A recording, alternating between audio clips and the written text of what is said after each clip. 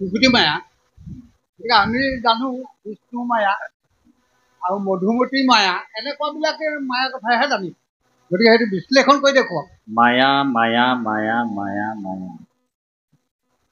গোটেই বস্তুখিনিয়ে হৈছে মায়া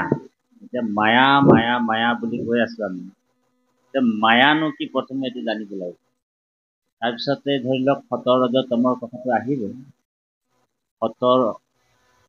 সাত্বিক গুণৰ কথা আহিছে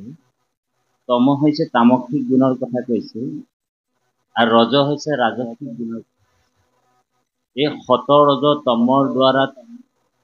ত্ৰিগুণাত্মিক মায়া দিছে ভগৱন্তৰ বাস্তৱ জগতখনত থাকি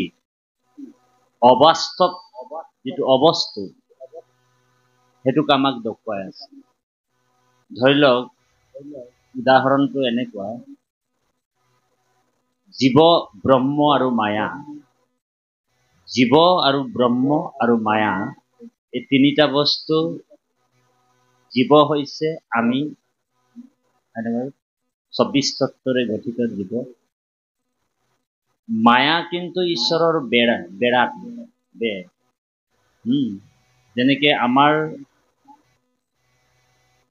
স্কিনটোৰ ইপাৰে যিজন বহি আছে তেওঁক আমি সম্পূৰ্ণৰূপে দেখা নাই হয়নে বাৰু সম্পূৰ্ণৰূপে দেখিছো নেকি তেখেতে অকল ডিঙিটোলৈকে ইয়ালৈকে ওলাই আছে হয়নে বাৰু আমি সম্পূৰ্ণৰূপে তেখেতক দেখা নাই মাজত মায়াটো লগাইছে ভগৱানে তাৰ ইপাৰে আকৌ ব্ৰহ্ম আছে এই স্কিনটোৱে হৈছে মায়া মায়া মানে হৈছে মানুহৰ জীৱাত্মা বিলাকক ভোগ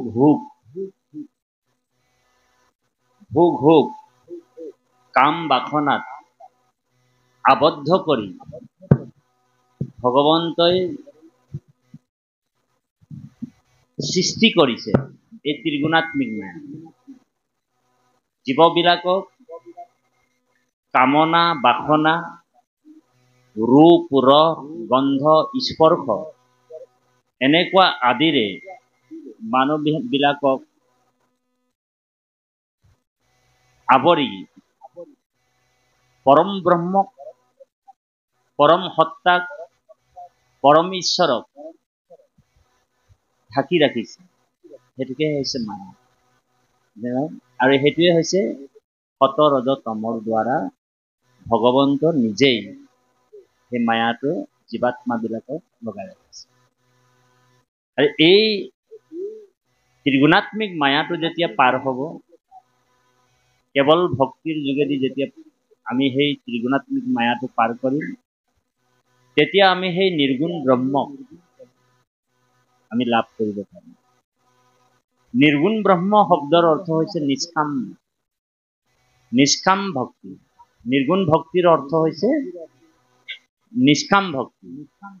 আমাৰ হৃদয়ত যেতিয়ালৈকে কামনা থাকিব তেতিয়ালৈকে আমি সত ৰজ তমক এই তিনিটা গুণেৰে আমি পৰিপূৰক হৈ সেই পৰমাত্মাক আমি চিনি নাপাম আৰু যেতিয়া সেই ত্ৰিগুণাত্মিক মায়াৰ পৰা আমি নিৰ্গুণক বিচাৰিম নিৰ্গুণ মানে পৰম ব্ৰহ্মক বিচাৰিম নিৰ্গুণ ব্ৰহ্মক বিচাৰিম যিজন নেকি আকাংক্ষাবিলাক ত্যাগ কৰিব তেতিয়া সেই পৰম ব্ৰহ্ম ভগৱন্তক আমি লাভ কৰিব পাৰিম এইটোৱে হৈছে সত ৰজ তম এই তিনি গুণেৰে ভগৱন্তক নিজকে জীৱাত্মাৰ পৰা বিভেদ কৰি ৰাখিছে জীৱাত্মাই যাতে ভগৱন্তক লাভ কৰিব নোৱাৰে ভগৱন্তই জীৱাত্মাবিলাকে যাতে মোক দৰ্শন কৰিব নোৱাৰে এই তিনি গুণা মায়াৰ দ্বাৰা ভগৱন্ত এই পৃথিৱীখন এই ব্ৰহ্মাণ্ডখন এই বিশ্বখন চলাই ৰাখে আৰু যেতিয়া সেই ত্ৰিগুণাত্মিক মায়া ছেদ কৰিব সত ৰজ তমৰ দ্বাৰা অতিক্ৰম কৰি সেই পৰমাত্মাক যেতিয়া চিনি পায় তেতিয়া সেই মায়াবিলাক লাহে লাহে আঁতৰিব। যে তুমিহে কেৱলে সত্য, মিছা হবে আন, জানি জ্ঞানী গণে কৰে হৃদয়ত। যে এই সংসাৰখন অসাৰ, এই সংসাৰখন অসাৰ বুলি ভাবে। সাৰ কি? আমি এতিয়া এই সংসাৰখনকে সাৰ বুলি ভাবিছো, হয়নে বাৰু? এই সংসাৰখনে মোৰ মোৰ বুলি ভাবি আছে, মই বুলি ভাবি আছে। আৰু মোৰ আৰু মই যিবিলাক ভাববিলাক আমাৰ আঁতৰিব, তেতিয়া আমি সেই পৰমাত্মা ভগৱন্তক আমি বুজি পাওঁ, চিনি পাওঁ। তেতিয়াই আমাৰ সেই ত্ৰিগুণাত্মক মায়াৰ পৰা আমি, গুণময়ী মায়াৰ পৰা আমি পাৰ হৈ নিৰ্গুণ ব্ৰহ্মক আমি লাভ কৰিব